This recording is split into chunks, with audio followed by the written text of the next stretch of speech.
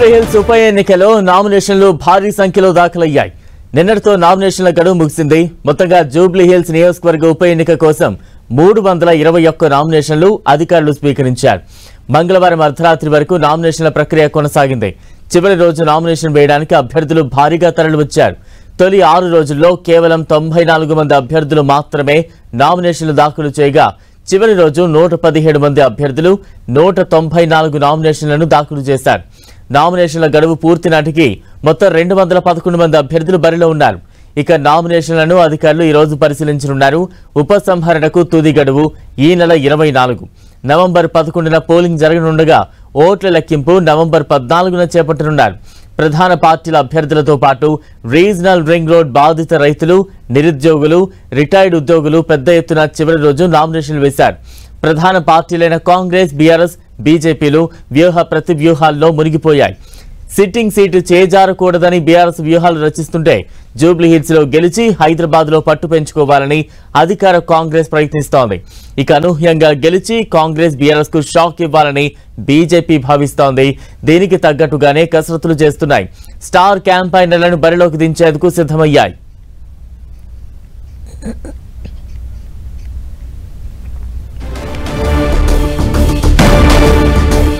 Jubilee hills ఉప ఎన్నికకు పెద్ద ఎత్తున నామినేషన్లు దాఖలైన పరిస్థితి మనం చూస్తూ ఉన్నాం. ఇక నేడు నామినేషన్ల పరిశీలన ప్రక్రియ మొదలు కానుంది. తాజా అప్డేట్స్ అందించేందుకు మా ప్రతినిధి రాముడు సిద్ధంగా ఉన్నారు. రాముడు,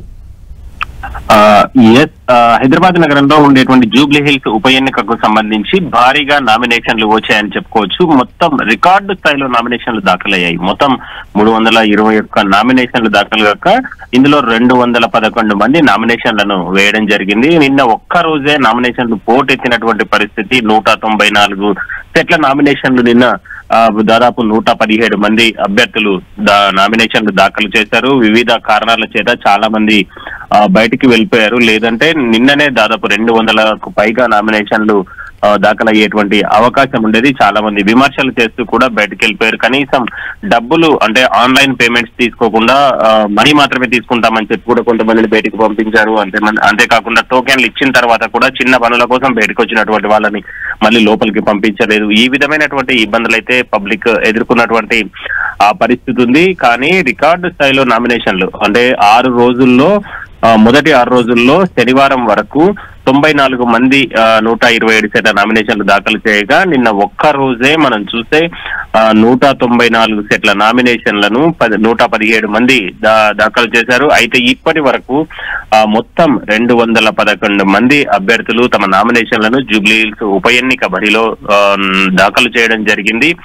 ఈ రోజు నామినేషన్ల స్క్రూటినీ ఉంటుంది. అయితే నామినేషన్ల స్క్రూటినీలో ఎంతమంది ఉంటారనేది మాత్రం సాయంత్రం 3 గంటల తర్వాత తెలిసేటువంటి అవకాశం ఉంది. చాలా మంది నామినేషన్లు వచ్చాయి కాబట్టి వాటన్నింటినీ కూడా అంటే ఈ రోజు అర్ధరాత్రి దాటిన తర్వాత కూడా నామినేషన్ల స్వీకరణ కార్యక్రమం కొనసాగింది. కాబట్టి ఆ నామినేషన్ల స్క్రూటినీ కొంత ఆలస్యం అయ్యేటువంటి అవకాశం ఉంది. ఈ రోజు 3 గంటల తర్వాత నామినేషన్లలో ఎన్ని చెల్లుబాటు అయ్యే నామినేషన్లు ఉన్నాయి అనేది ఒక లెక్క తెలిసేటువంటి అవకాశం ఉంది. ప్రధానంగా మనం చూస్తే కొన్ని ప్రాంతాల్లో కొంత అంటే రైతుల నుంచి, అదే విధంగా విద్యార్థుల నుంచి, నిరుద్యోగుల నుంచి, కొన్ని కుల సంఘాల నుంచి, మైనార్టీ సంఘాల నుంచి భారీగా నామినేషన్లు దాఖలు చేశారు. మనం చూస్తే ముఖ్యంగా ఎక్కువగా వచ్చినటువంటివి అయితే మాత్రము విద్యార్థులు, రైతులు, అదేవిధంగా మైనార్టీ మాల కుల సంఘానికి సంబంధించి మాలలు కొంతమంది నామినేషన్లు దాఖలు చేశారు. ప్రధానంగా ప్రభుత్వం నుంచి తమ వర్గాలకు రావాల్సినటువంటి